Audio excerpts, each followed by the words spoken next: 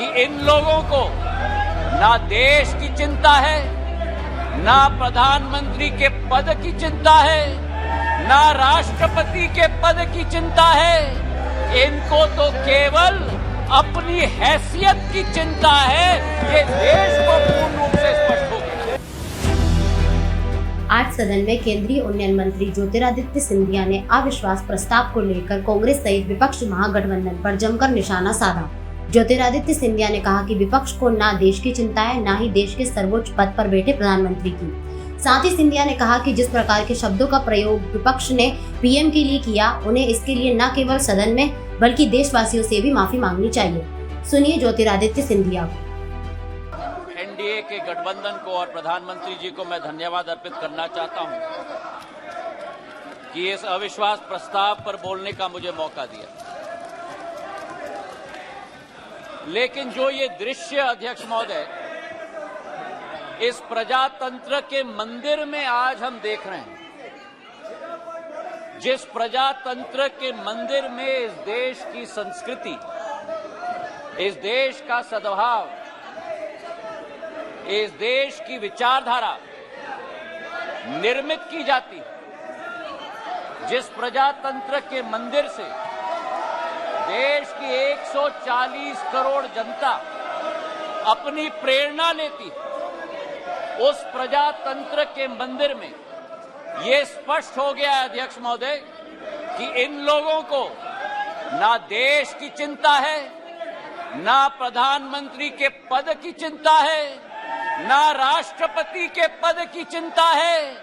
इनको तो केवल अपनी हैसियत की चिंता है। ये देश को पूर्ण रूप से स्पष्ट हो गया। अध्यक्ष महोदय,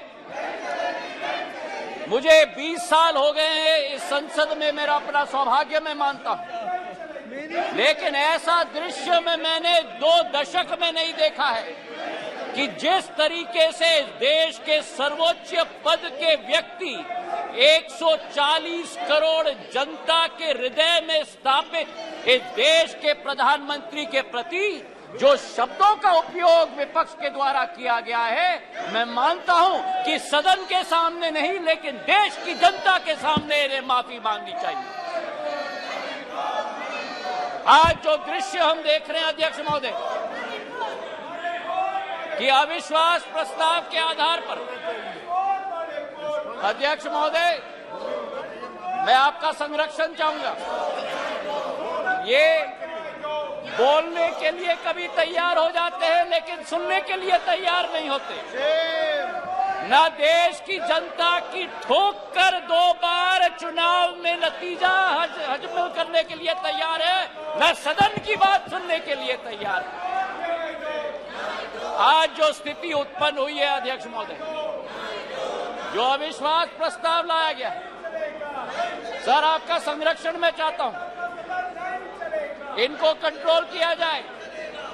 देश की जनता ने तो अपना पूरा परिणाम इनके चेहरे पे दिखा दिया।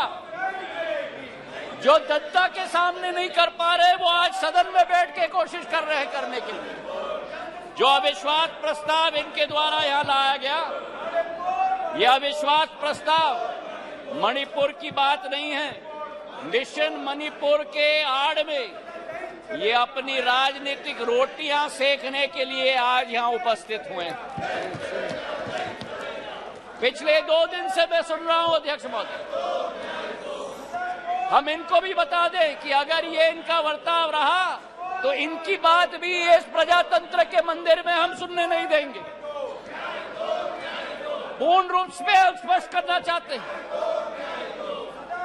अध्यक्ष महोदय, जो इस क्षेत्र में और इस सदन में प्रस्तुतिकरण हुई है, ये वो बादल है जो गरजना चाहते हैं लेकिन बरसते नहीं।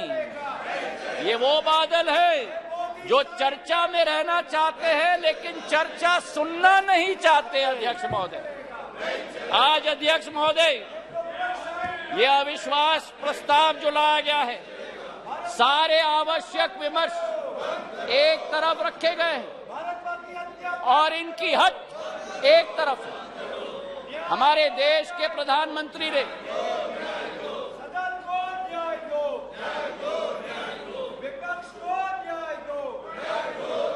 हमारे देश के प्रधानमंत्री ने, सभापति महोदय, सदन के बाहर मणिपुर पर संवेदनशीलता के साथ बयान दिया, लेकिन इनका हट है कि बयान सदन के अंदर दें।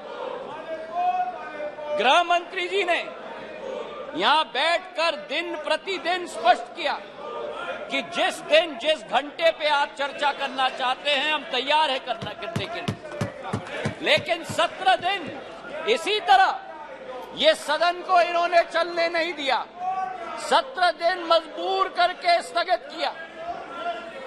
और आज अध्यक्ष सभापति महोदय, मैं स्पष्ट करना चाहता हूं कि जो ये लोग मौन व्रत की बात करते हैं, मैं इनसे पूछना चाहता हूं, 1993 में जब मणिपुर की जातीय हिंसा में 750 लोगों की जान गई थी, तब तत्कालीन प्रधानमंत्री नरसिम्हा राव जी ने सदन के अंदर मौन व्रत क्यों धारण किया था? इसका जवाब ये दें। और केवल सन 1993 में नहीं, लेकिन 2011 में जब मणिपुर में 123 दिन ब्लॉकेड चला, जातीय हिंसा चली, तब उस समय में भी तत्कालीन प्रधानमंत्री मनमोहन सिंह जी ने सदन के अंदर मौन व्रत क्यों धारण किया था? इसका उत्तर भी ये लोग दें। तो सभापति महोदय, मैं आपसे पूछना चाहता हूं कि ये अगर दोगली राजनीति नहीं है, ये अगर पॉलिटिक्स ऑफ कन्वीनियंस नहीं है, तो क्या है? मैं पूछना चाहता हूं। आज सभापति महोदय, लोकतांत्रिक व्यवस्था पर मैं इनको भाषण नहीं दूंगा, लेकिन जो इनकी अवसरवादी सोच है उसका पर्दाफाश पूरे देश के जनता के समक्ष में रखना चाहता हूं। ये जो समूह है I.N.T.I.A.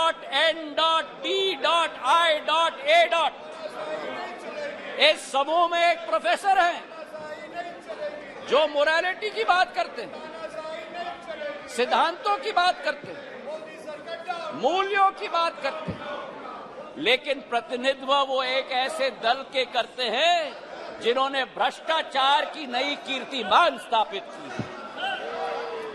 इस I.N.D.I.A. समूह में एक ऐसी समूह की नेत्री है जिस समूह की नेत्री सोचती है कि कश्मीर को भारत के साथ जोड़ना सबसे बड़ी भूल है। ये इनका असली चरित्र है।